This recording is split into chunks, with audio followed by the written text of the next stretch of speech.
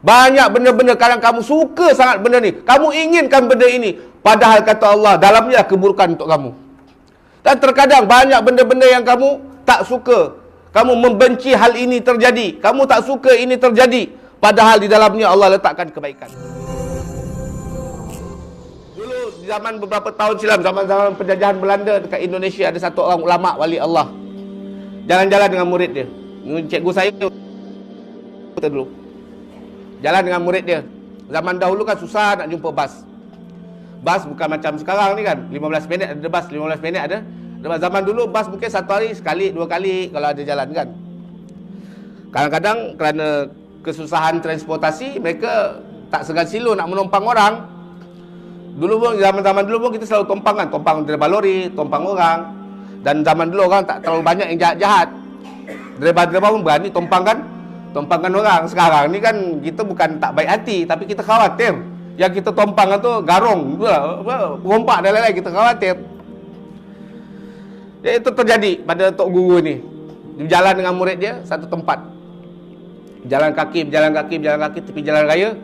Kepenatan, Tok Guru, ini ada kereta lalu, tahanlah Tok Guru. Ini ada bas lalu, tahanlah dia. Tahan bas tak berhenti. Agak dah penuh orang. Tak berapa lama lagi, kereta Morris Minor yang cantik tu. Zaman tu kira power lah kira. Morris Minor kan. Kira power, masih berkilat, baru keluar daripada kilang. Lalu, orang kaya. Tok Guru tu ada kereta lalu. Tompang dia, bertahan, stop. Kok dia boleh tompang dengan kita. Tompang, stop. Rupanya orang kaya tu tak peduli, tak apik kan. Pak lebay mana ni? Nak minta sedekah ke nak minta derma ni? Takut nak minta derma, dia tinggalkan. Tak ditompangkan, jalan terus. Tok Guru, Alhamdulillah. Terima kasih ya Allah. Syukur. Dia pun pelik, apa benda ni Tok Guru? Orang kita nak tompang tak asyik kot Tok Guru, Alhamdulillah. Mula mengomel-ngomel. Murid, namanya murid akrab dengan Tok Guru. Cakap, ini kurang ajar, sombong. Mentang-mentang kita baru keluar daripada, aku nak tompang pun tak kasih. Ingat aku nak minta sedekah ke? Macam-macam lah, dia bebel-bebel. Budak muda macam Azrul ni. Bebel kan. Kurang ajar, ingat kita orang heran sangat dengan kita kau yang baru keluar daripada kilang tu. Macam-macam, bebel. Tok kata, diam, tutup. Tok Guru keluarkan ayat Quran. Asa an tuhibbu syai'an wa huwa syarrun lakum. Wa asa an takrahu syai'an wa huwa khairun. Betul ayatnya mana? Betul ayatnya. Allah bagi tahu, wahai muridku, banyak benda yang kau kadang suka, teringin sangat, tapi kata Allah itu buruk untuk kamu. Kamu tak tahu, Allah yang tahu. Dan banyak benda yang kamu suka, tapi benda itu buruk, benda yang kamu benci, itu yang baik untuk kamu. Kita terima. Kalau ini ditakdirkan oleh Allah, radina billahi rabban, wa bil islami dinan, wa bi Muhammadin sallallahu alaihi wasallam nabiyyan wa rasulah. Kami redha takdir Allah, kami terima ketentuan Allah. Allah bagi kami ini, walaupun menurut kami benda ni tak bagus, bukan kehendak kami. Kalau ini daripada Allah, kami terima, kami redha. Ini yang diajarkan oleh Nabi sallallahu alaihi wasallam. Bukan senang hadirin-hadirat kita nak jumpa Allah. Bukan senang, bukan semua orang boleh dapat menatap zat Allah.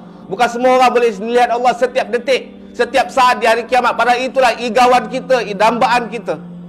Yang maha dahsyat yang kita inginkan melihat Allah. Tapi kalau di alam dunia ni kita tak redha sama Allah, tak terima. Kalau banyak sembahyang, semua orang boleh banyak sembahyang sunat. Berwirid, banyak orang boleh berwirid, tapi nak terima takdir Allah, hanya orang yang beriman dia boleh terima takdir Allah. Hari ini kalau kita ke sana ke sini tertimpa penyakit, na'udzubillah min zalik, mudah-mudahan Allah pelihara, tertimpa coronavirus, jangan nak mengomen-ngomen. Apalah aku pergi masjid ni, aku pergi keluar tabligh ni. Macam mana kau boleh bagi aku ya Allah penyakit coronavirus? Inilah orang-orang yang tak akan dapat melihat zat Allah di hari kiamat.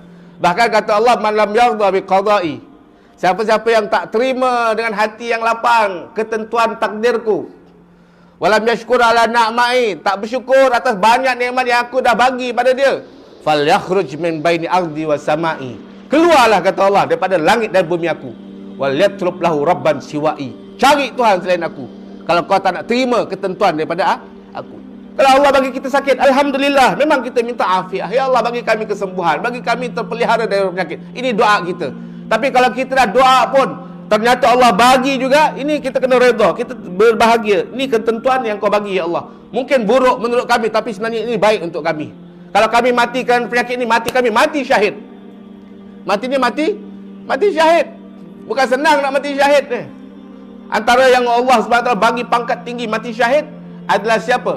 Orang-orang yang mati tertimpa penyakit taun, penyakit wabak, penyakit yang merata. Ini sebenarnya baik untuk kita, kerana bila kita mati syahid, kita akan selalu melihat Allah nanti di hari kiamat. Sebab kalau nak tengok ibadah kita, tak layak kita nak tengok Allah. Tengok dosa kita yang akan halang kita daripada tengok Allah. Tapi bila Allah bagi ujian dan kita terima dengan hati yang lapang, ini yang menyebabkan kita layak untuk melihat Allah, bertemu dengan Allah di hari kiamat nanti. Itu yang perlu kita faham. Kalau kita tak nak terima takdir Allah, kalau Allah buat bisnes kita jatuh, orang meniaga hari ni, tukang-tukang becak pun hari ni susah hari ni. Dulu banyak pelancong-pelancong datang kan, satu hari boleh dapat RM500 paling kurang tu. Ada sahabat saya tukang tarik becak cakap, satu hari RM500 boleh dapat. Cuba kira sebulan berapa? Kalah lawyer, kalah doktor kerajaan, satu bulan boleh dapat RM15,000 hanya tarik becak saja. Hari ini jangan kata RM15,000, nak dapat RM2,000, RM3,000 pun susah. Kenapa? Pelancong-pelancong dah tak ada. Akibat benda ni lah kan. Ini siapa yang bagi? Allah. Belajar, terima, kami redha ya Allah. Mungkin ini buruk menurut kami, tapi bagus untuk engkau. Di sisi engkau bagus. Kita balik cerita murid dengan tok guru, murid yang suka mengomel-ngomel tu. Bila lalu kereta mewah tu, murid pun bising-bising mengomel. Akhirnya tok guru nasihatkan, jangan. Kita ni hamba-Nya Allah. Allah bagi yang terbaik untuk kita. Terkadang kebaikan itu terselubung di dalam keburukan. Okey. Akhirnya tak berapa lama datang pula satu kereta. Kereta tayar pun dah hampir pancit. Lampu dah pecah sebelah. Cushion dah kopam. Tingkap pun Allah pakai plastik tampal. Kereta buruk, sangat buruk. Sangat-sangat buruk. Tumpang lah. Stop. Takdir Allah, kereta buruk tu lah yang berhenti, yang tumpangkan dia orang berdua ni. Maka mereka pun naik. Murid tambah ngomel-ngomel. Aduh, ingatkan kereta BMW ke Velfire ke yang stop berhenti tumpang kita. Rupanya kereta yang dah buruk macam ni yang tumpang kita. Betul tak? Tok Guru nasihatkan, jangan. Terima takdir Allah. Allah bagi baik untuk kita semua, khair semua. Jangan melihat benda tu buruk. Kita hamba Allah, terima yang terbaik daripada Allah. Redha Allah sebagai Tuhan kita. Kalau tak, nanti Allah halau kita daripada langit dan bumi. Kalau tak nak terima takdir Allah, Allah suruh cari Tuhan lain. Dan tak akan anda jumpa Tuhan seperti Allah. Mana ada Tuhan selain Allah? La ilaha illallah, hanya Allah Tuhan. Kalau Allah dah halau kita, Allah tak nak mengaku kita Tuhan dia, ente nak cari Tuhan siapa lagi selain Allah? Allahu Akbar ya Rabb. Tak berapa lama berjalan. Mereka berjalan di kawasan yang jalan macam Bukit Putus tu, macam Sempang 8 ni. Ya, Sempang 8. Pusing. Tengah-tengah kat depan tu tengok orang dah beramai. Jalan dah jam. Kenapa? Dikerumuni. Tengok ada kejadian aksiden, kereta terbabas masuk jurang. Yang punya kereta meninggal dunia di tempat langsung, on the spot. Tengok kereta apa? Kereta Morris Minor tadi. Morris Minor yang diorang teringin nak tumpang tadi tu. Aksiden. Wassalam. Kata guru, cek, nampak? Tak payah tunggu lama. Allah zahirkan depan ente, wahai muridku. Menurut kau bagus kalau kita tumpang kereta tadi. Tapi kadang yang kau suka itulah, di situ ada keburukan. Kalau kita naik kereta tadi, apa cerita? Dah masuk alam barzah dah kita. Malam ni orang buat tahlil untuk kita. Malam ni orang dah tahlil untuk roh kita, untuk roh kita. Tapi Allah SWT dengan rahmat kasih sayangnya, kita sebagai hamba terima. Terkadang ini sebagai contoh aja. Terkadang kalau kita naik motor, kita aksiden, patah kaki pun, menurut kita buruk, tapi sebenarnya itu baik. Ada kebaikannya. Yakinlah kita ni orang yang beriman sama Allah. Ada kebaikan. Yang penting baik sangka sama Allah. Ya Allah, kau takkan bagi buruk untuk aku. Kau buat berniaga aku buruk, kau buat berniaga aku jatuh, pasti baik. Aku tak tahu. Yang penting aku redha ya Allah. Aku belajar nak redha ya Allah. Kau Tuhan, aku hamba. Aku redha kepadamu wahai Allah Subhanahu